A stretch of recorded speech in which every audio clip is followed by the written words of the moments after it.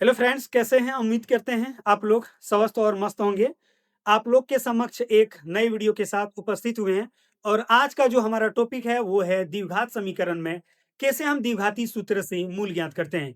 उसके लिए कुछ बेसिक चीज जानना है। जैसे हम यहाँ कुछ फॉर्मूला लिखे हैं। डी बराबर बी स्क्वायर माइनस 4ac, दूसरा है डी बराबर जीरो, डी बड़ा है जीरो से, डी छोटा है जीरो से। उसके बाद नीचे और दो फॉर्मूला लिखे हैं। जैसे एक्स बराबर माइनस का b plus root d by 2a, और एक लिखे एक्स बराबर माइनस का b minus root d by 2a। इसके बारे में जानेंगे। उसके बाद इन्हीं के हेल्प से हम द्विघाती सूत्र से मूल ज्ञात करेंगे। जैसे हम एक सवाल लेते हैं, उसमें हम लोग देखेंगे कि डी बी ए सी क्या है और हम लोग कैसे द्विघाती सूत्र से मूल ज्ञात करते हैं। तो चलिए आज का वीडियो शुरू करते हैं।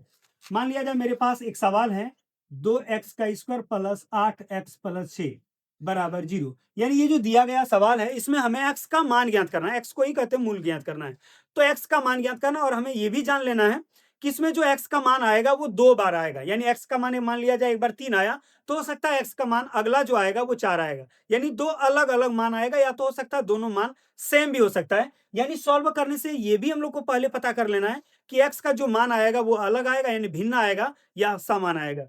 तो अब इसमें जो दिया गया समीकरण है, इसमें हम लोग सबसे पहले देखेंगे कि ए बी सी क्या है। तो जो एक्स स्क्वायर का गुणांक होगा, यानी एक्स स्क्वायर के साथ जो गुना होगा संख्या, उसको कहेंगे ए। अब यहां देख पा रहा होगा एक्स स्क्वायर का गुणांक है 2, तो ये हो गया ए। एक्स का जो गुणांक होगा उसको कहेंगे बी, और जो अचर पद होगा यानी जिसमें कोई चर ना हो उसे कहेंगे सी। या तो ऐसे नॉर्मल जानना है, जो दिया गया समीकरण उसमें जो सबसे पहले नंबर आएगा यानी संख्या, उसको कहेंगे ए, उसके बाद वाले को बी, और सबसे लास्ट वाले को सी कहेंगे। तो इसमें लिखेंगे ए बराबर कितना दिया हुआ है, तो ए बराबर है 2, बी बराबर है 8 और सी बराबर है 6। तो ए का मान 2, बी का मान 8 और सी का मान हो गया 6। अब हम सबसे पहले डी निकालेंगे। डी हिंदी में डी को विविक्तर कहते हैं और इंग्लिश में डी को डिस्क्रिमिनेंट करते हैं। यानी हमें डी निकालना है, विविक्तर निकालना है। तो डी बराबर फॉर्मूला क्या लिखे हैं, बी स्क्वायर माइनस 4ac। तो फॉर्मूला एक बार हम यहाँ लिख देते हैं, डी बराबर B square minus 4ac। D के जगह डी रहेगा, बी स्क्वायर, बी का मान यहाँ देख पा रहा होगा 8 है, तो ये बी में स्क्वायर है तो वही 8 में स्क्वायर हो जाएगा। तो 8 में स्क्वायर माइनस 4 गुना ए का मान 2 है, 2 रखेंगे, गुना सी का मान 6। अब ये डी का डी हो गया, 8 का स्क्वायर। यानी किसी भी संख्या पर अगर इस तरह का स्क्वायर रहता है तो वो संख्या 2 बार लिखेंगे। जैसे 8 का स्क्वायर है, मतलब 8 8 2 बार गुना करेंगे, तो 8 8 अगर 2 बार गुना करेंगे तो कितना हो जाएगा, 64। अब यहाँ 8 का स्क्वायर है, इसका मतलब वहां भी 64 होगा। तो चलिए देखते हैं। अब ये 8 का स्क्वायर यानी 64 हो गया, माइनस 2 को 4 के साथ गुना करना है, तो यानी 4 को 2 के साथ गुना करना है। 4 को अगर हम 2 के साथ गुना करते हैं तो 8 होगा, और वही 8 6 के साथ गुना करेंगे तो कितना हो जाएगा, 48 यानी 48। अब डी के जगह डी लिखेंगे। अब 64 में से अगर 48 को घटाएंगे तो कितना आएगा, 16। यहाँ लिख दिए 16। अब ये जो डी का मान है, इन तीनों कंडीशन में देखेंगे ये किस कंडीशन के साथ मैच कर रहा है। तो देख पा रहा होगा डी का मान 16 है, और यहाँ पहला कंडीशन कहता है कि डी का मान अगर 0 आएगा तो क्या होगा, डी का मान अगर बड़ा आ जाए यानी 0 से, फिर डी का मान छोटा आ जाए 0 से। पहले हम तीनों के बारे में बता दे रहे हैं कि ये डी का मान अगर 0 हो जाए तो क्या होगा। यानी डी का मान अगर पूरा पूरा 0 आएगा, यानी यहाँ डी का मान 16 आया, अगर डी का मान 16 की जगह अगर 0 आ जाता तो क्या होता। तो डी का मान अगर 0 आ जाएगा तो मूल जो है यानी एक्स का जो मान है वो वास्तविक संख्या में आएगा, यानी इमेजिनरी में नहीं आएगा। यानी कोई नंबर आएगा 1 2 3 माइनस का 5 माइनस का 3 या -3/2, इस तरह का कोई परफेक्ट नंबर आएगा, यानी वास्तविक संख्या में आएगा। अगला है यानी और समान भी होगा, यानी दोनों जो आंसर होगा एक्स का मान वो दोनों बराबर होगा। अगला है डी का मान अगर 0 से बड़ा हो गया, जैसे यहां देख पा रहे होगा डी का मान 16 है, तो 16 0 से बड़ा है। तो जब डी का मान 16 हो जाएगा, 20 हो जाएगा, यानी 0 से बड़ा हो जाएगा, तो उस समय वास्तविक होगा, यानी 1 2 3 इस तरह का आंसर आएगा। उसके साथ साथ दोनों जो आंसर है वो अलग अलग आएगा। इसमें वास्तविक होगा और दोनों मूल समान होगा, यानी आंसर सेम आएगा।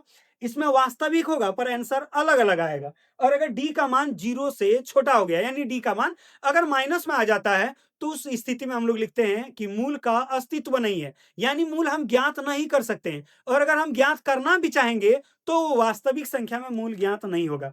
यही है डी, यानी डी का 3 कंडीशन है। अब यहां आया है डी का मान 16। तो ये जो डी का मान 16 है, इन तीनों में से देखेंगे कि किस कंडीशन के साथ ये मैच कर रहा है। तो ये डी बड़ा है 0 से, यानी डी का जो मान है वो यानी 16 वो 0 से बड़ा है। अब हम यहां लिख देंगे कि डी का मान 16 आ गया, यानी कोई परफेक्ट नंबर आ जाएगा प्लस में, तो लिखेंगे वास्तविक, यानी वास्तविक तो होगा लेकिन क्या होगा, भिन्न, यानी दोनों आंसर अलग अलग आएगा। तो डी का मान 16 है, तो वास्तविक और भिन्न हो गया।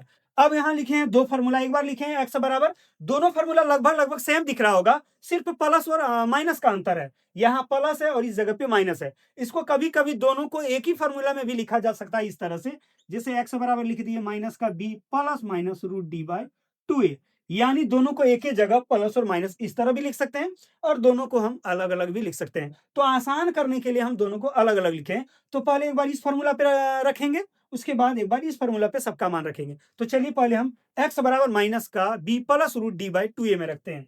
तो यहाँ पहला फॉर्मूला है, यानी x बराबर माइनस का b plus root d by 2a। x की जगह x रहेगा, माइनस का b। अब यहाँ तक देख पा रहा होगा b का जो मान है वो 8 है और यहाँ पहले से b में माइनस है, तो b का मान यहाँ रखेंगे 8 और यहाँ जो माइनस है वो माइनस रह जाएगा, यानी माइनस का 8 हो जाएगा, प्लस रूट d का मान यहाँ 16 निकाले हैं, 16 रखेंगे बटा 2 गुना a का मान यहाँ 2 लिखा हुआ है, 2 रख दिए। आगे यहाँ जगह थोड़ा कम पड़ा इसलिए हम यहाँ लिख देते हैं। तो x का जो मान होगा, यानी ये माइनस का 8 रह जाएगा, रूट 16, जैसे रूट 25 का मान 5 होता है, रूट 36 का मान 6 होता है, रूट 49 का मान 7 होता है, उसी तरह रूट 16 का मान 4 होता है। तो यहाँ लिखेंगे 4 और नीचे में 2 को 2 के साथ गुना कर देंगे तो 4 हो जाएगा। ये x बराबर, ये जो माइनस का 8 और प्लस का 4 है, इससे हो जाएगा माइनस का 4, यानी जो माइनस का 8 और प्लस का 4 है, यानी ये असल में ये कुछ इस तरह का है, यानी जिसमें प्लस है पॉजिटिव नंबर को पहले लिख देंगे तो कुछ इस तरह का दिखेगा। अब छोटी संख्या में अगर बड़ी संख्या को घटाते तो माइनस होता है, तो 4 में अगर 8 को घटाएंगे तो कितना होगा, माइनस का 4।